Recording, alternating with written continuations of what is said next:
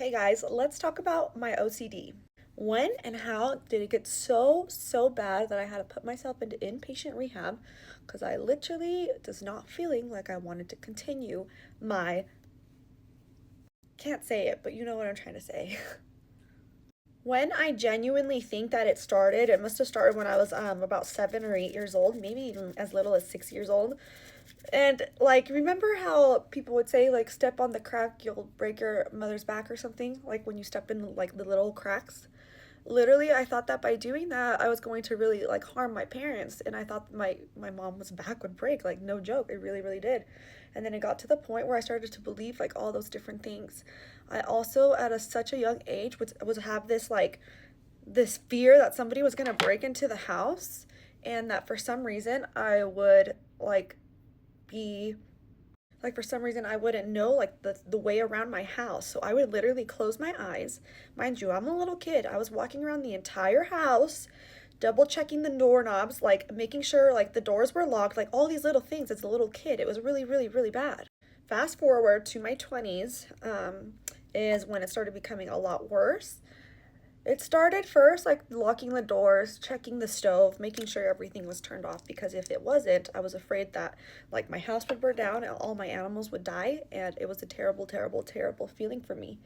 But it started to getting really severe to where I started taking pictures every time I would lock the doors. I'd be like, what if I didn't lock it? Knowing 100% that I locked it. But my brain wasn't registering that. So I started taking pictures of me locking the doors, and I'm like, okay, it's locked, it's locked. And then when that didn't become enough reassurance, that's when I literally started taking videos. Yeah, my camera roll was absolutely filled with videos of me locking the door. And then that's when I started thinking like this is getting really bad. When I would be driving to work, I'd be like, did I lock my house door? I'm literally 2 minutes away from my work, sitting in the parking lot actually. And then I turn back around, drive all the way back to my house, which was like a good 35-minute drive, just to double check something that I 100% knew deep down in my heart and soul, that I did lock the doors. And at that point, I knew that something was really wrong, because I was constantly checking and I was wasting a lot of time, you guys. I was wasting so much time. Life started to become not fun because I would always have to be checking things. I would always be thinking about other things all the time. I was never present in my life. Never.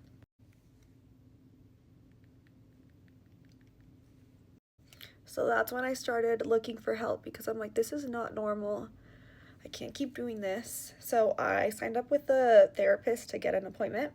And I literally went, she told me that she can't help me. Like, I'm too far gone. I'm just kidding, no. But she told me she can't help me, that I need more help. So she recommended me to this anxiety and OCD center, and it literally changed my life from there. Literally, like, I went to rehab and it changed my entire life. And that's where I learned about neutralizing and then what exposures are. Exposures are technically like these little exercises that you do, like the worst case scenarios. Like, for example, I'm leaving the house. I don't remember if I locked the door or not, but all I have to say is maybe I did, maybe I didn't. It was horrible. It was horrible, but honestly, it was the best thing I did for myself. Extremely helpful in my situation.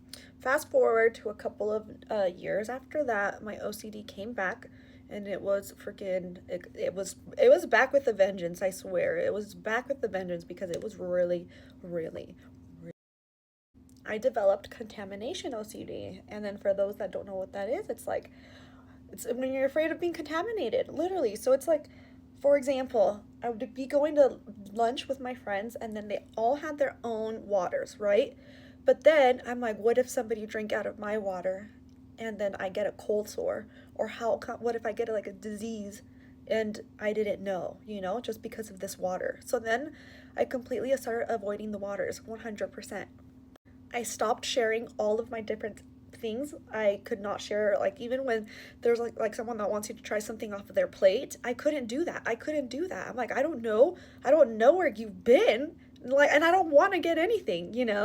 And the craziest part about this is that it was all intrusive thoughts. Like, it was always intrusive thoughts. There was never really any like credibility to the thoughts that I was having. So as you can imagine, it started really impacting my life. I couldn't do things like normal anymore. I couldn't go out. I couldn't enjoy my time. Literally, I was a slave to my own brain. I completely lost the joy in doing absolutely anything and everything. and I would be constantly crying, constantly having like thoughts about not wanting to be on this earth anymore. Like it got really deep and it got really, really dark really, really fast. And nobody knew how bad things were. Nobody knew. Like, how would you know? You know, I played it off really well. And the hardest part is I'm an esthetician, so for work, I touch people's faces for a living. I literally see blood. I literally handle blood. Like I couldn't do that anymore. So I had to stop taking clients for a little bit of time so I could finally like try to regain myself. But in all reality, I was just avoiding my work because I was really scared. So that's when medications came in. I started medication, specifically OCD medication. It's called clomipramine, and it 100% changed my life. Like literally, after like the first 2 weeks, I'm like, wait, is this like what a normal person is supposed to feel like? We're not supposed to be like going at a 10 panic mode every single day? That's crazy. So, medication changed my life. I'm still on it. I've been on it for about a year now. My OCD is still like bad, but it's very, very, very, very much, much more manageable. And I just want to say, if you're struggling with OCD, you will get through it. There are people like you. I think that once I realized that there are people like me out there, it made me feel less crazy and it made me feel less alone, because having this sucks and not everybody has it. It's such a like small detailed thing that it's like so niche. So anyways, I'm really happy that I found my people. So if you guys have any questions about OCD, I'd love to chat with you. But my goal for you is you can 100% get through it. Days are going to be so hard. They're going to be so hard, but you can get through it. You can do it.